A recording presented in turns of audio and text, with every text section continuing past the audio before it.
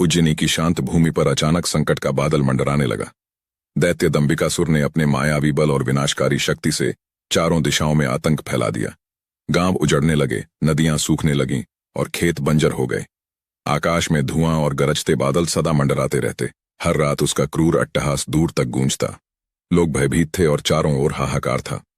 राजा विक्रमादित्य तक जब यह समाचार पहुंचा तो उन्होंने स्वयं बाहर जाकर देखा कि गांवों में बच्चे भूखे थे, पशु मर रहे थे और लोगों की आंखों में निराशा थी। तभी एक रात एक भयंकर तूफान के बीच दंबिकासुर का दूत महल में प्रकट हुआ। उसका शरीर धुएं से बना प्रतीत होता था और उसकी आवाज गूंजती हुई गुफाओं जैसी थी। उसने विक्रमादित्य को झुककर प्रणाम किया और बोला, महाराज, दैत्य दंबिकासुर ने 7 गुत्थियां आपके समक्ष रखी हैं। यदि आप उन्हें हल नहीं कर सके तो यह प्रलय सदा के लिए जारी रहेगा। यदि आप सफल हुए तो उसका आतंक समाप्त हो जाएगा। राजा विक्रमादित्य ने गंभीर स्वर में उत्तर दिया, मैं तुम्हारे स्वामी की चुनौती स्वीकार करता हूं। कहो क्या हैं वे 7 गुत्थियां। दूत ने एक चमकीला पत्र सौंपा और धुएं में विलीन हो गया। पत्र में लिखा था, पहली गुत्थी, जो दिखती है वह होती नहीं, जो होती है दिखती नहीं। इसी प्रकार सारे गुत्थियां पढ़ लिए।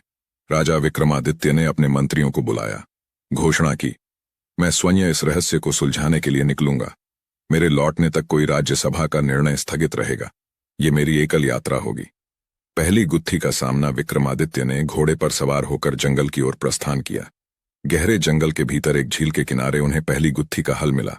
पानी में प्रतिबिंब दिखता है पर वह वास्तव में नहीं होता, और हवा, जिसे अनुभव कर सकते हैं पर देख नहीं सकते। उत्तर था, प्रतिबिंब और हवा। तभी झील से एक धुंधली आकृति प्रकट हुई और बोली, तुमने पहली गुत्थी सुलझा ली, पर आगे की राह कठिन है।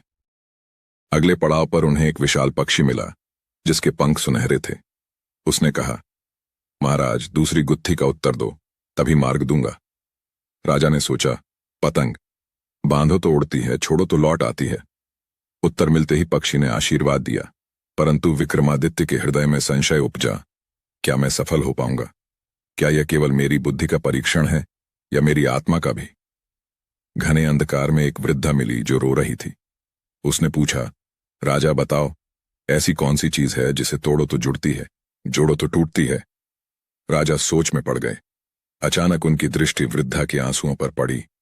यह था विश्वास। उत्तर सुन वृद्धा हंस पड़ी और एक अप्सरा में बदल गई जो बोली, तुमने तीसरी गुत्थी हल कर ली। यह केवल बुद्धि का नहीं, हृदय का परीक्षण था। अब वह एक गुफा में पहुंचे। वहां एक दीपक जल रहा था। गुफा के द्वार पर प्रकाश की किरण पड़ी और दीपक बुझ गया। वह समझ गए, इसका उत्तर है छाया। जैसे ही उन्होंने यह उत्तर बोला, गुफा से मार्ग खुल गया, परंतु अब वह थक चुके थे और मन में भय घर कर रहा था। एक सूखे कुएं के पास पहुंचे। कुएं ने स्वयं पूछा, ऐसी क्या चीज है जिसे जितना दो उतना कम हो जाए? राजा ने गहराई से सोचा, यह था समय। जितना दो उतना कम हो जाता है। कुएं से जल फूट पड़ा और राजा ने अपनी प्यास बुझाई। राजा विक्रमादित्य अब रेगिस्तान पहुंचे। वहां एक प्यासा यात्री मिला जो मरने के कगार पर था। उसने पूछा, ऐसी क्या चीज है जिसके बिना जीवन शून्य, पर अधिक हो तो मृत्यु? उत्तर स्पष्ट था, जल। राजा ने अपना जल उस यात्री को दे दिया। यात्री रूप बदलकर दैत्य दंबिकासुर का दूत बन गया और बोला, तुमने छठी गुत्थी भी सुलझा ली, परंतु 7वीं सबसे कठिन है। यदि तुम असफल हुए तो तुम्हारा अंत भी यहीं होगा।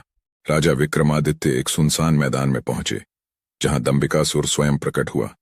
न उसने गरजते हुए कहा, राजा विक्रमादित्य, 7वीं और अंतिम गुत्थी सुनो। वह क्या है जिसे सभी को बराबर बांट दो, फिर भी किसी के हिस्से कम या ज्यादा ना हो? राजा मौन हो गए। यह कठिन था। फिर उनके भीतर से आवाज आई, न्याय। न्याय सभी को समान रूप से बांटा जाए तो किसी को कम या अधिक नहीं लगता। दंबिकासुर हंसा, तुमने उत्तर दे दिया, पर क्या तुम सिद्ध कर सकते हो कि तुम न्याय कर सकते हो जब अपने प्राण संकट में हो? दंबिकासुर ने एक भ्रम उत्पन्न किया। वहां 3 गरीब किसान, 2 साधु और एक विधवा प्रकट हो गए। सभी की अलग अलग मांगें थीं।